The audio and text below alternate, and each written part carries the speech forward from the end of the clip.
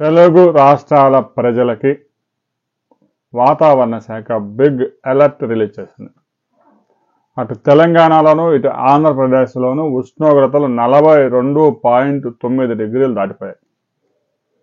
మార్చి చివరి వారంలోనే పరిస్థితులు దారుణంగా ఉన్నాయి. సాధారణం కన్నా కూడా 4 డిగ్రీలు అధికంగా నమోదవుతున్నాయి. 150 మండలాల్లో వడగాలులు వీస్తూ ఉన్నాయి అని భారత వాతావరణ శాఖ హెచ్చరించింది.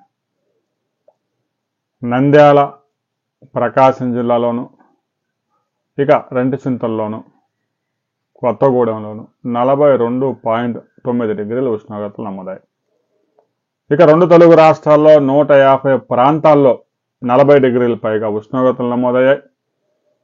చాలా ప్రాంతాల్లో 39.5 డిగ్రీల పైగా ఉష్ణోగ్రతలు నమోదవుతున్నాయి. రాబోయే 2-3 రోజుల్లో ఈ ఉష్ణోగ్రతలు మరింత పెరిగే ప్రమాదం ఉందని అమరావతి వాతావరణ కేంద్రం కూడా బులెటిన్ రిలీజ్ చేసింది. ఏదైనా వ్యవసాయ పనులు, కూలీలు ఉన్నవారు 12 గంటల లోపు, మధ్యాహ్నం 12 గంటల లోపే పనులు పూర్తి చేసుకోండి. సాయంత్రం 4 గంటల తర్వాత మళ్ళా చేసుకోవచ్చు.